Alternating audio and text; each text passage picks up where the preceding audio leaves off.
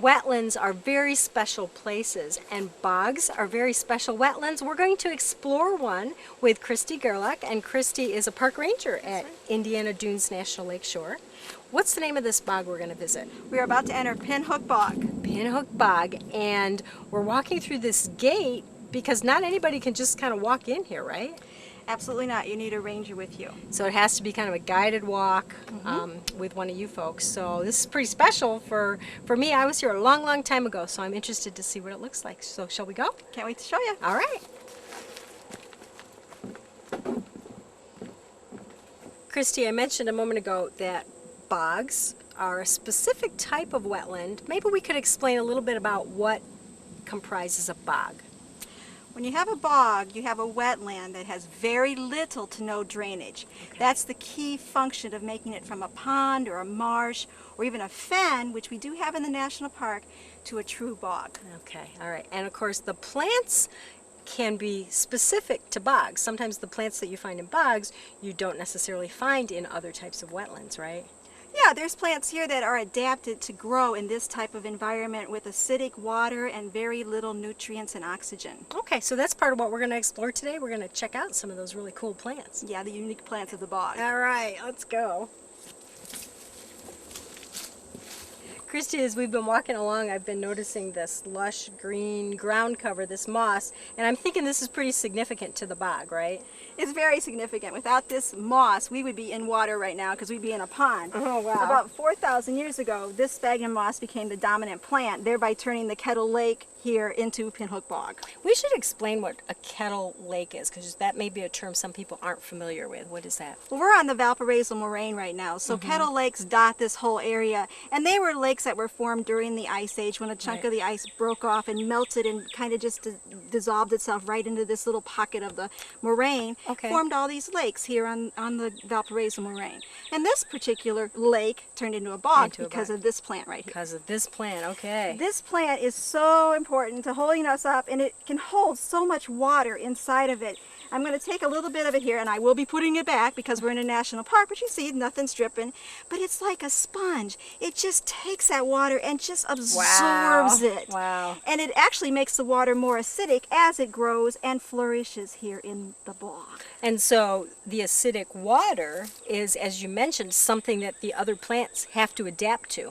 Exactly. Okay. And they adapt so well that they have less competition from the plants that can't adapt. They can adapt. All right. Well, we'll go find a few more fun plants. Yes. All right. Well, as we hike through the bog, notice some of the lush blueberries that are still left from this season's growing. And that's another plant that you would find in a bog. Oh, definitely high bush blueberry. High bush blueberry. All right. And then as you walk, this is a plant you really don't want to touch. It's called poison sumac. And it's here with this gray, skinny tree barked, and then the compound leaves and the red stems. And in some places it's actually fruiting and going to seed. Oh, yeah. It adapts to the wetlands, but it has an invisible oil on it that many people are allergic to. Similar to poison ivy, right? Okay, Christy, what is this? This is very cute. That is cotton grass, but it's a sedge. It's not grass It's at not all. really a grass, but it gets its name from this nice little seed head, which is very cottony. Christy, as we've been walking on this boardwalk, check that out. The water's actually gurgling up through the holes in the boardwalk. We literally are walking on water, aren't we? We are on an ancient pond that is now covered with sphagnum moss, so Yeah. everything around you is floating on water. Now, if we kind of poked through this sphagnum mat, would we get to water? Is it like a floating mat on top of water, or Eventually you will get to water. In some places the mat is very thick. Right. In some places the mat is very thin. Uh-huh. And it's always safe, and of course for the plants in the national park, to stay on the boardwalk. Stay on the boardwalk. But in bogs in particular, you don't know where it's thick and thin. is it? Yeah, so stay on the boardwalk. Absolutely. And, you know, we still get the whole water experience here. I love that. Christy, tell me about this spectacular plant. Well, this plant is the pitcher plant, one of our 3 carnivorous plants here in the bog. Wow. That long stalk by itself is the flower of the pitcher plant. It came up around June, the flower did, and that flower, if it's not eaten or knocked down, will last through the winter and then slowly decay down. Wow. And so the whole idea of carnivorous plants is they're actually, bugs actually land on those pitcher-like leaves, right? Exactly.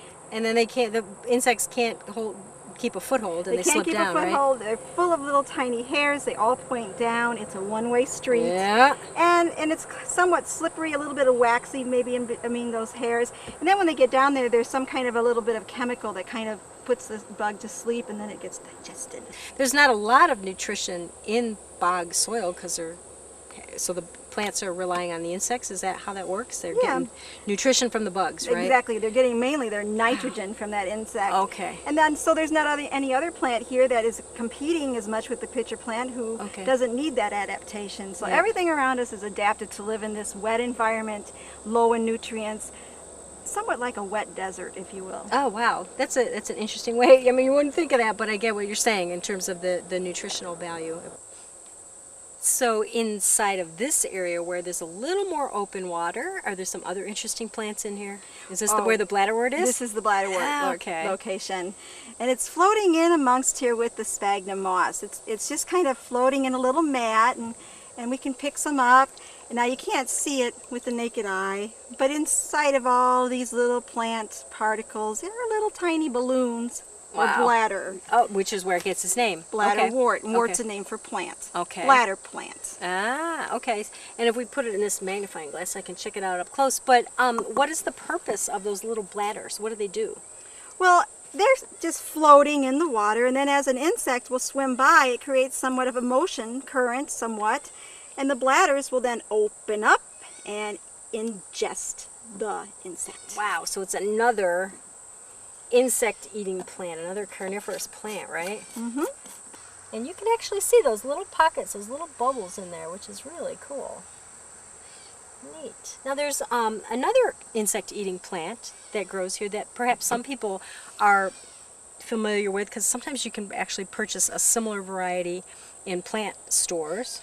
And that's the sundew, right? The sundew is around here. It's very, very small. It's close to the ground. It's the reddish color, and it's out here amongst the sphagnum moss. There's some over here behind us. Yep. And it glistens in the sun, so it's sundew. Sundew is how it gets its name. And in contrast, much bigger plant, you've got some, what I would call a conifer, because they have needles, and these are the tamaracks that are growing in the bog, right? A deciduous conifer, because they lose their needles in the fall. So they're deciduous, and they have cones. Okay, and all around here in this little area, they're just kind of surrounding us, and tamaracks their needles turn that beautiful amber color in the fall. It must be really pretty here in the fall. Exactly. Just gorgeous. You should come to the bog just to watch the tamaracks. Yeah. Now, why should people care about bogs?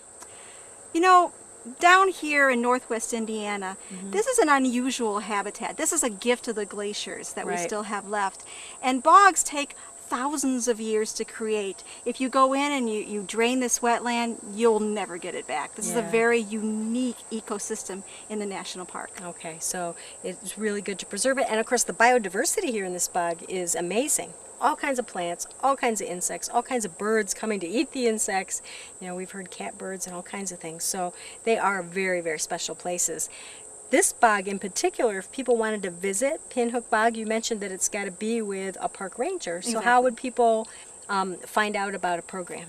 We have a schedule. It's called the Singing Sands. It's on the internet. Okay. www.nps for nationalparkservice.gov. Okay.